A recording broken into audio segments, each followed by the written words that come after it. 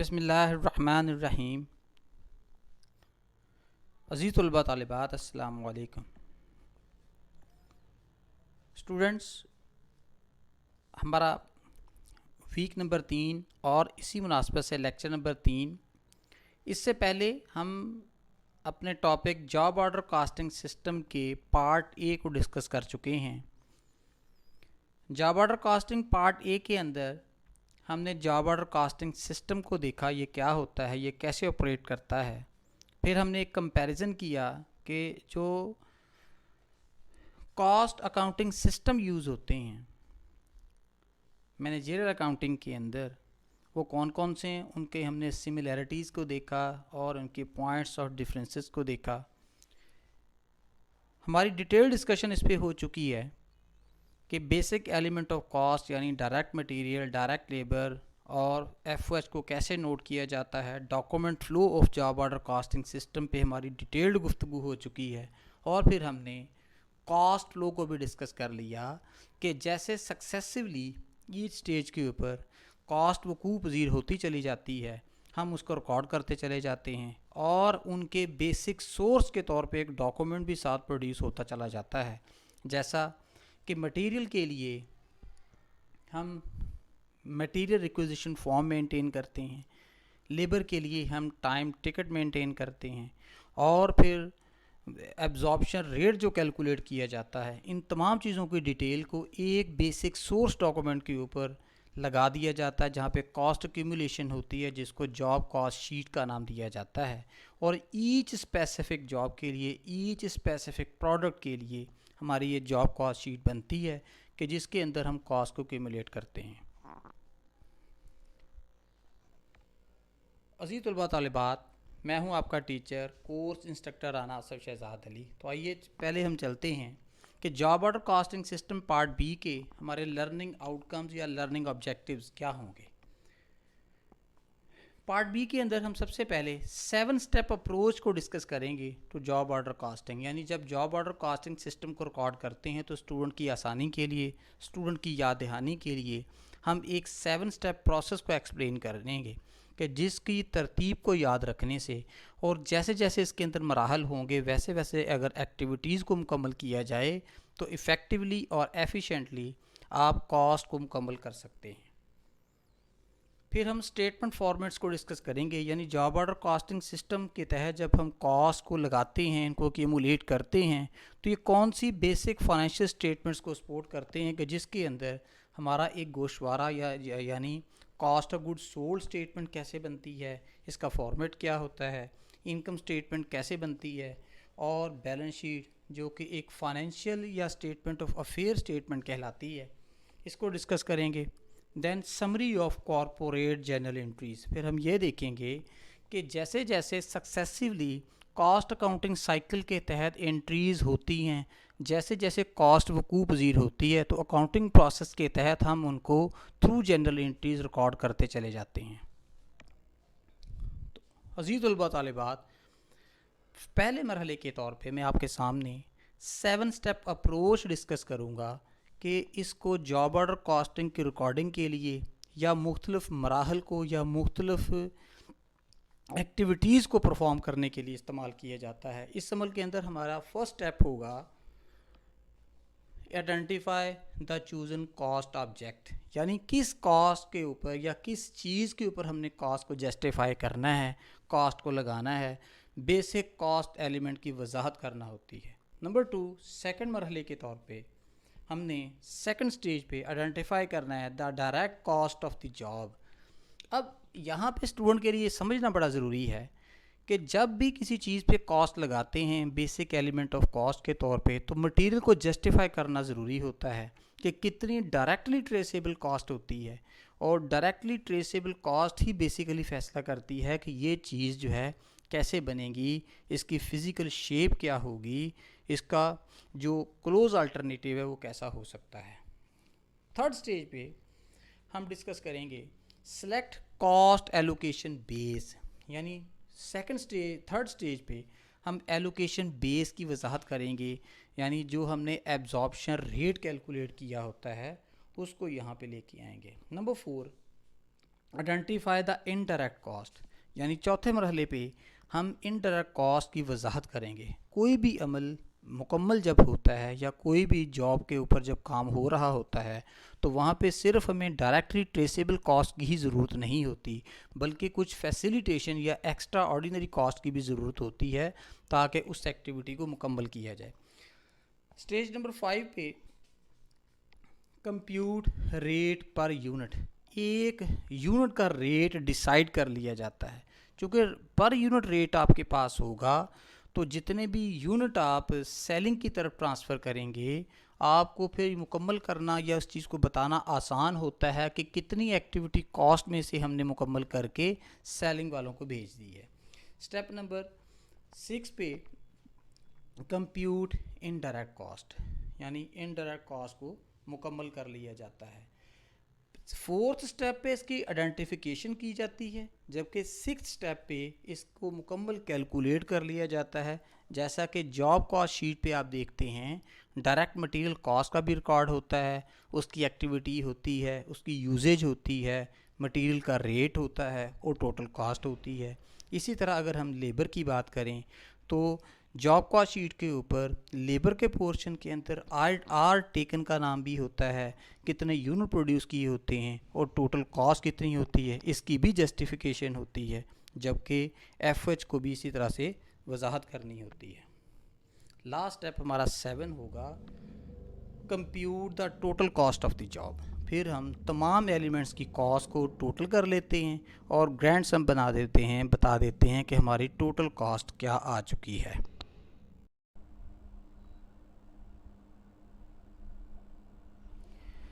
अज़ीज़ तलबा तालिबात, जब हमने 7 स्टेप अप्रोच कि जैसे जैसे एक्टिविटी आप एक तरतीब के साथ उनको इनकर करेंगे और रिकॉर्डिंग प्रोसेस में से गुजर जाएंगे तो आपके लिए आसानी होगी जॉब ऑर्डर कॉस्टिंग सिस्टम के तहत कॉस्ट को एक्यूमुलेट किया जाए और रिपोर्ट कर दिया जाए।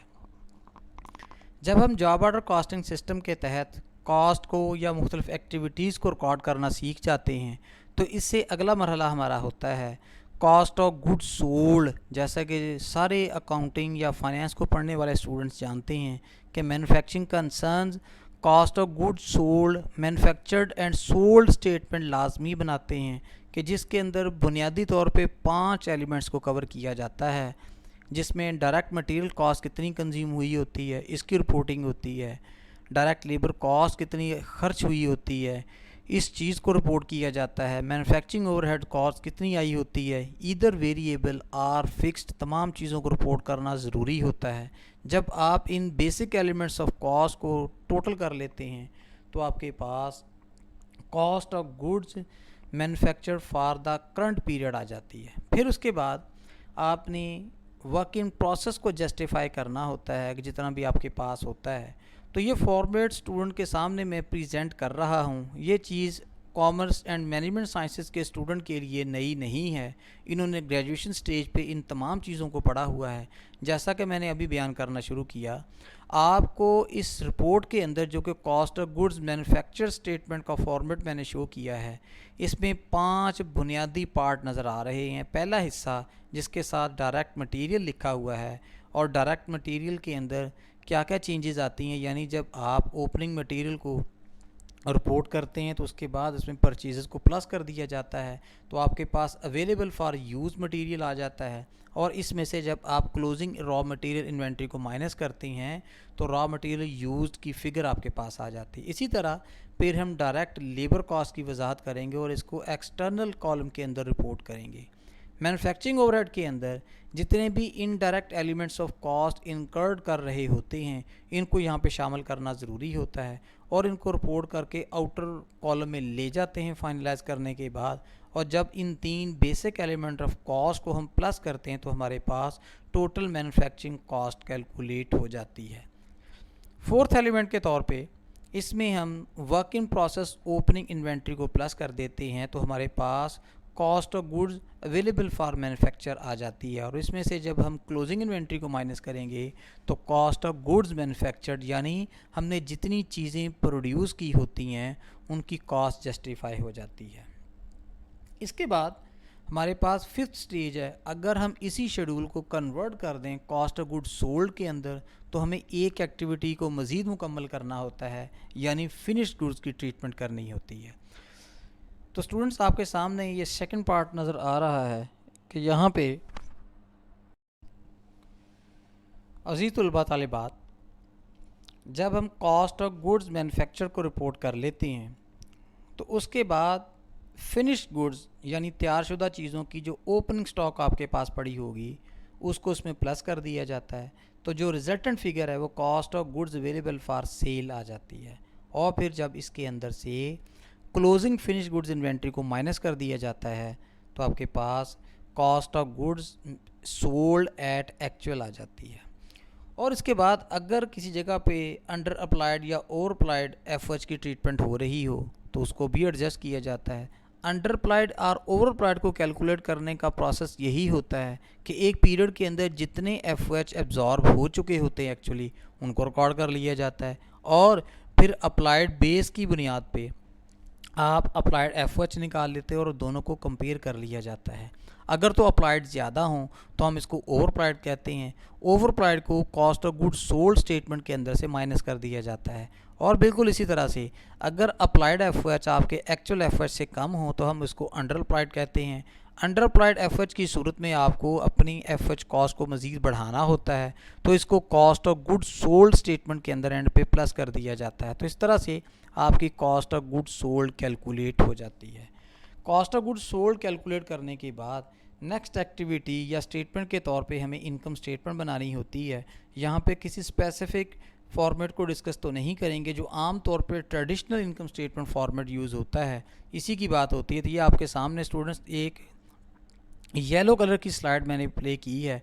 इसमें आपको इनकम स्टेटमेंट का फॉर्मेट नज़र आ रहा है कि जिसमें सबसे पहले सेल्स रेवेन्यू को रिपोर्ट किया जाता है, और अगर सेल के अंदर से किसी किस्म की एडजस्टमेंट हुई हो यानी सेल अलाउंस दिया हो, सेल डिस्काउंट दिया हो तो इसमें से माइनस हो जाता है। तो नेट सेल की फ़िगर आपके पास कैलकुलेट हो जाती है।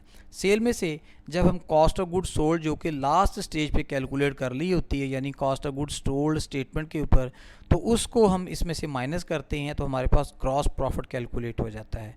ग्रॉस प्रॉफिट के बाद हम अपने ऑपरेटिंग एक्सपेंसेस यानी सेलिंग, मार्केटिंग और एडमिनिस्ट्रेशन एक्सपेंसेस को जब माइनस करते हैं तो हमारे पास इनकम बिफोर टैक्स आ जाती है, और इसके बाद हम इसमें से इनकम टैक्स माइनस करते हैं तो net income attributable to the stock holder calculate हो जाती है। स्टूडेंट, इसके बाद हमें ये देखने की ज़रूरत है कि कुछ चीज़ें हमारी ऐसी होंगी जो बैलेंस शीट में लाजमी तौर पे रिपोर्ट होती हैं। मतलब मसलन हमारे जो फ़िक्स एसेट या मशीनरी यूज़ हुई होती है हम उसको बैलेंस शीट के अंदर फ़िक्स एसेट की हेडिंग के अंदर शो करते हैं। इसी तरह जितना अनयूज्ड मटेरियल हमारे पास बच गया होता है उसको भी हमने बैलेंस शीट में रिपोर्ट करना होता है। वर्क इन प्रोसेस जो अभी मुकम्मल नहीं हुआ होता यानी क्लोजिंग वर्क इन प्रोसेस, उसको भी बैलेंस शीट के अंदर under the heading of current asset show किया जाता है। और इसी तरह आप जो आपके पास फिनिश गुड्स होती हैं जो भी सेल नहीं हुई होती वो भी एसेट के तौर पे पड़ी होती हैं, उनको आपने रिपोर्ट करना होता है। इसी तरह अकाउंट रिसीवेबल और अकाउंट पेबल को भी आपने रिपोर्ट करना होता है। रॉ मटेरियल की सूरत में इन्वेंट्री जो बची होती है उनको भी। तो इस तरह से तमाम स्टूडेंट्स के लिए ये चीज़ जानना और जांचना ज़रूरी है कि बैलेंस शीट के कितने पार्ट होते हैं और कहाँ पे किस चीज़ को रिपोर्ट होना चाहिए। तो स्टूडेंट्स, आपके सामने मैंने एक बैलेंस शीट का फॉर्मेट जो है वो ड्रा किया है। ये एक टी अकाउंट फॉर्मेट की सूरत में प्रेजेंटेड है जिसमें लेफ़्ट साइड पे आपको एसेट्स लिखे नज़र आ रहे हैं। सबसे पहले एसेट्स के अंदर आपने करंट एसेट्स को रिपोर्ट किया है, जितने भी एसेट जो कि 1 साल तक इस्तेमाल हो सकते हैं या जिनकी लाइफ 1 साल तक होती है उनको करंट हेडिंग के अंदर या करंट एसेट्स के साथ लिखते हैं। फिर दूसरे पार्ट के तौर पे नीचे यानी मिड ऑफ दी इस स्लाइड पे आपको फ़िक्स एसेट्स नज़र आ रहे हैं, तो फ़िक्स एसेट के अंदर से उनकी जो डेप्रिसिएशंस होती हैं उनको एडजस्ट करके तो फिर आप आउटर मोस्ट कॉलम में लिख देते हैं। तो इस तरह से करंट एसेट्स के टोटल को जब फ़िक्स एसेट के टोटल में प्लस कर देते हैं तो टोटल एसेट्स कैलकुलेट हो जाते हैं।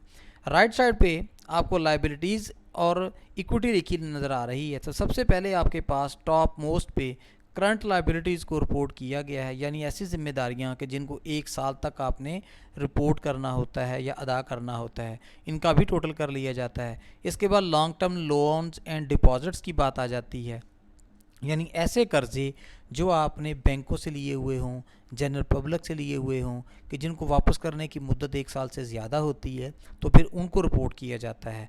और थर्ड एलिमेंट राइट साइड पे आपको स्टॉक होल्डर इक्विटी सेक्शन का नज़र आ रहा है, कि जिसके अंदर हमने कैपिटल स्ट्रक्चर को डिस्कस करना होता है, रिटेन्ड अर्निंग को डिस्कस करना होता है, पेड इन कैपिटल को रिपोर्ट करना होता है। तो इस तरह से इस साइड का भी टोटल करेंगे।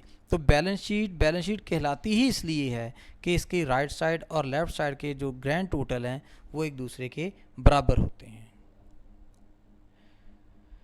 अजीज़ तलबा तालिबात, अब आपके सामने मैं उस अकाउंटिंग साइकिल की वजाहत करूंगा कि जिसके तहत जॉब ऑर्डर कॉस्टिंग सिस्टम में जैसे जैसे कॉस्ट वकूफ़ पज़ीर हो रही होती है, वैसे वैसे हम एलिमेंट्स ऑफ कॉस्ट को रिकॉर्ड करते चले जाते हैं। एक अकाउंटेंट के लिए अकाउंटिंग प्रोसेस को समझना बड़ा ज़रूरी होता है, कि जिसके अंदर आप जैसे ही मटेरियल ख़र्च होता है, परचेज़ करते हैं या इशू करते हैं, तो उनको एक अकाउंटिंग एंट्री के थ्रू आपने रिकॉर्ड करना होता है। चूँकि अकाउंटिंग सिस्टम के अंदर या अकाउंटिंग प्रोसेस के अंदर जनरल एंट्री बुनियादी स्टेप के तौर पे मानी जाती हैं, तो कॉस्ट अकाउंटेंट जो कि मुख्तलिफ मैन्युफैक्चरिंग कंसर्न्स में काम कर रहे होते हैं, उनके लिए भी इस चीज़ को समझना ज़रूरी है कि वैल्यू एडिशन स्टेज पे जैसे जैसे एक एक्टिविटी वकूफ़ पज़ीर होती चली जाएगी और कॉस्ट जस्टिफाई होगी, तो उसको रिकॉर्ड करना ज़रूरी होता है। तो बुनियादी तौर पे पहले हम मटेरियल की बात करेंगे, कि जिस वक्त मटेरियल परचेज़ किया जाता है उस वक्त रॉ मटेरियल को डेबिट कर दिया जाता है, और उसके अगेंस्ट जो आपने अदायगी करना होती है, जो आफ्टर अ सर्टन पीरियड करते हैं, अकाउंट पेएबल को क्रेडिट कर देते हैं। Next, direct and indirect material issued into production, यानी डायरेक्ट और इनडायरेक्ट मटेरियल जो कि आपने पहले ख़रीद चुके होते हैं, जब इनको इशू किया जाता है प्रोडक्शन के लिए। अच्छा स्टूडेंट, ये यहाँ पे चीज़ याद रखना ज़रूरी है कि जिस वक्त हम मटेरियल की परचेजिंग करते हैं तो वो कंबाइंड फॉर्मेट में होता है, यानी डायरेक्ट और इनडायरेक्ट को हम जब ख़रीदते हैं तो एक ही जगह पे नोट करते हैं, उनको स्पेसिफाई करने की ज़रूरत नहीं होती। लेकिन जिस वक्त हम इनको इशू कर रहे होते हैं तो फिर हमें इनको एक स्पेसिफिक तरीके से शो करना होता है। यानी जितना भी डायरेक्ट मटेरियल इशू होता है वो work in process control account में डेबिट हो जाता है, जितना भी इनडायरेक्ट मटेरियल इशू होता है वो मैन्युफैक्चरिंग ओवरहेड अकाउंट में डेबिट हो जाता है। जबकि चूँकि मटेरियल इशू हो चुका होता है तो एसेट जब कम होते हैं तो क्रेडिट हो जाते हैं। तो इस तरह से हमारे पास एंट्री बन जाएगी work in process debit, manufacturing overhead debit, और रॉ मटेरियल जो कि आपका एक एसेट था कम हो गया है तो उसको क्रेडिट कर देंगे। तीसरी एंट्री के तौर पे direct and indirect factory labour cost incurred, यानी जब लेबर की कॉस्ट वकूफ़ पज़ीर होती है तो उनको आपने रिकॉर्ड कैसे करना होता है। जितनी भी डायरेक्ट लेबर एब्जॉर्ब हो रही होती है उसको हम वर्क इन प्रोसेस अकाउंट के अंदर डेबिट करते हैं।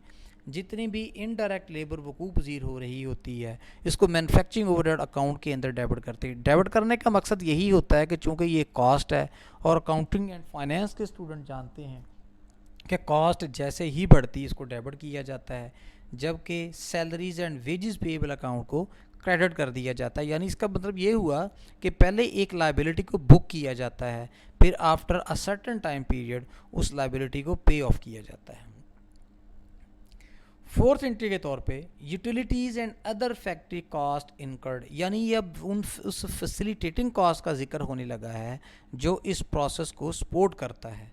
तो यूटिलिटी एक इनडायरेक्ट कॉस्ट होती है जिसको आप मैन्युफैक्चरिंग ओवरहेड अकाउंट के अंदर डेबिट करते हैं, जबकि अकाउंट पेएबल को क्रेडिट करते हैं। तो स्टूडेंट यहाँ पे एक और चीज़ याद रखने वाली है कि मैन्युफैक्चरिंग कंसर्न्स जितने भी अखराजात करते हैं अमूमी तौर पे उधार पे होते हैं, या वो तमाम चीज़ों को क्रेडिट की बेस पे ही नोट करते हैं, और अपने ऑपरेटिंग साइकिल के मुताबिक जैसे जैसे उनको कैश वसूल होता चला जाता है अपने डेटर या रिसीवेबल्स की सूरत में, तो वैसे वैसे वो अपने अखराजात की अदायगियाँ भी करते चले जाते हैं। Number 5, property taxes and insurance incurred on factory. चूँकि प्रॉपर्टी इंश्योरेंस या प्रॉपर्टी टैक्सेस जो आपके पास हैं ये एक ख़र्चा होता है, ख़र्चे बढ़ते हैं तो डेबिट होते हैं। तो हम मैन्युफैक्चरिंग ओवरहेड, चूँकि ये एक फैसिलिटेटिंग कॉस्ट होती है, डायरेक्टली अपने नाम से अमूमी तौर पे कॉस्ट अकाउंटिंग के अंदर शो नहीं होती, बल्कि उस रेलिवेंट हेड के अंदर इसको डाल दिया जाता है जहाँ पे डायरेक्ट या इनडायरेक्ट एलिमेंट्स इकट्ठे होते हैं। जैसा कि स्टूडेंट जानते हैं जितनी भी आपकी डायरेक्ट कॉस्ट होती है वो under the heading of work in process accumulate होती है, और जितनी भी इनडायरेक्ट कॉस्ट वकूफ़ पज़ीर हो रही होती है उसको हम मैन्युफैक्चरिंग ओवरहेड अकाउंट के अंदर एक्यूमुलेट करते हैं। तो चूँकि ये फैसिलिटेटिंग और इनडायरेक्ट कॉस्ट है तो इसलिए हम मैन्युफैक्चरिंग ओवरहेड अकाउंट को डेबिट करेंगे और प्रॉपर्टी टैक्स पेएबल या इंश्योरेंस पेएबल को हम क्रेडिट कर देते हैं।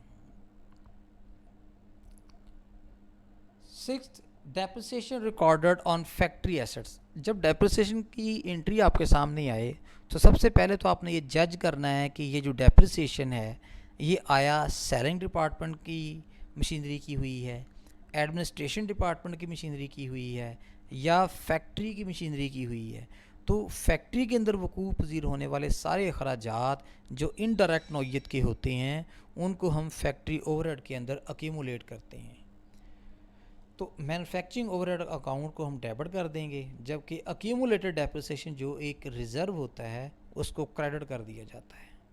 सातवीं entry, overhead cost applied to work in process, यानी जितनी इनडायरेक्ट कॉस्ट हम अप्लाइड सेशन के अंदर शिफ्ट करते हैं तो उस वक्त एंट्री क्या होती है। जब भी आप अप्लाइड एफर्ट्स को नोट करते हैं तो इसकी बेस एक डायरेक्ट बेस होती है, तो वकूफ़ पज़ीर होने वाली जितनी भी मुकम्मल कॉस्ट होगी उसको वर्क इन प्रोसेस अकाउंट के अंदर डेबिट कर दिया जाता है और एफओएच अकाउंट यानी मैन्युफैक्चरिंग ओवरहेड अकाउंट को क्रेडिट कर दिया जाता है। Number 8, administrative salaries expense incurred, यानी हेड ऑफिस के अंदर अगर मुलाजमीन को तनख्वाहें दी गई हैं तो इन अखराजात का ताल्लुक चूँकि है तो ये एक्सपेंसेस ही बढ़ेंगे तो डेबिट होंगे, लेकिन इसका ताल्लुक फैक्ट्री कॉस्ट के साथ नहीं होता, तो आप इसको सैलरीज एक्सपेंसेस के तौर पे या एडमिन एक्सपेंसेस के तौर पर डेबिट कर लेंगे और सैलरीज एंड वेजेस पेएबल को क्रेडिट कर देंगे। 9th, depreciation recorded on office equipment. अब यहाँ पे देखिए कि डेप्रिसिएशन को स्पेसिफाई कर दिया कि ऑफिस इक्विपमेंट, अब कौन सा ऑफिस है, या तो ये सेलिंग डिपार्टमेंट का ऑफिस हो सकता है या हेड ऑफिस, और जब कुछ नहीं लिखा हुआ तो हम इसको एडमिनिस्ट्रेशन ऑफिस का नाम देते हैं। तो ये भी एक कॉस्ट है, कॉस्ट बढ़ती हुई डेबिट होती है, तो आप डेप्रिसिएशन एक्सपेंस को डेबिट करते हैं और एक्यूमुलेटेड डेप्रिसिएशन को क्रेडिट कर देते हैं। ईच टाइम जब आप एडवर्टाइजिंग एक्सपेंडिचर करेंगे and other selling and administrative expenses इनकर करेंगे, तो चूँकि ये भी कॉस्ट है, जब भी एडवर्टीज़मेंट कॉस्ट रिकॉर्ड करनी हो तो चूँकि ये खर्चे होते हैं, तो खर्चे जब भी बढ़ते हैं डेबिट होते हैं, तो हम इसको रिकॉर्ड करने के लिए एडवर्टाइजिंग एक्सपेंसेस को डेबिट कर देंगे, या other selling and administrative expenses अगर इसके अलावा भी कोई कॉस्ट वकूफ़ पज़ीर हो रही होती है तो वो भी डेबिट हो जाएगी, जबकि अकाउंट पेएबल को हम क्रेडिट कर देते हैं। जैसा कि पहले मैं बता चुका हूँ कि मैन्युफैक्चरिंग कंसर्न्स अपने ऑपरेटिंग साइकिल को मद्देनज़र रखते हुए डिसाइड करते हैं कि किसी चीज़ की अदायगी कब करनी है। जब किसी अकाउंटिंग ट्रांजैक्शन के अंदर पेमेंट का जिक्र ना हो तो फिर उसका सेकंड इम्पैक्ट एक लायबिलिटी के तौर पे अकाउंटर पेएबल को ही दे दिया जाता है। 11 नंबर एंट्री है cost of goods manufactured transfer to the finish goods, यानी जब हमारा प्रोडक्शन का अमल मुकम्मल हो जाता है, चीज़ें तैयार शुदा हालत में हमारे पास आ जाती हैं, तो हमने इस कॉस्ट वकूफ़ पज़ीर होने के अमल को माइनस करना होता है या ख़त्म करना होता है। तो इस सूरत में हमारे पास कंप्लीशन स्टेज पे एंट्री होती है, जितनी भी चीज़ें हमारे पास बन चुकी होती हैं उनको डेबिट कर दिया जाता है, यानी फिनिश गुड्स को डेबिट कर दिया जाता है, और वर्क इन प्रोसेस अकाउंट को क्रेडिट कर दिया जाता है, यानी जो काम हो रहा था वो ख़त्म हो चुका है। 12 नंबर एंट्री हमारे पास होगी, यानी each time sale of a job recorded, जब भी हम सेल को रिकॉर्ड करना चाहेंगे तो हर दफ़ा हमारे पास एंट्री ये होगी अकाउंट रिसीवेबल। उस सूरत में हम डेबिट करते हैं कि अगर हम क्रेडिट पे सेल करते हैं, अगर हम सारी सेल कैश पे कर दें तो फिर कैश टू सेल एंट्री हो जाएगी, अगर हम सारी ही सेल क्रेडिट पे कर दें तो ये जो एंट्री मैंने आपके सामने प्रेजेंट की है ये हो जाएगी अकाउंट रिसीवेबल टू सेल्स। और अगर हमारी एंट्री इस तरह की होती है कि पार्शल पेमेंट हो जाए और कुछ उधार हो जाए तो उस सूरत में इसी एंट्री के अंदर हम चेंज करेंगे, जितने कैश हमने वसूल कर लिया होगा हम कैश को डेबिट कर देंगे, जितनी रिमेनिंग क्रेडिट की सेल होगी हम अकाउंट रिसीवेबल को डेबिट कर देंगे, एंड देन सेल को क्रेडिट कर देंगे, यानी जितने ग्रॉस अमाउंट से हमने सेल की होती है। जिस वक्त भी हम जैसा कि परपेचुअल सिस्टम आपसे कहता है कि जब भी आपने चीज़ों को सेल करना है तो साथ ही कॉस्ट की एडजस्टमेंट करना ज़रूरी होती है।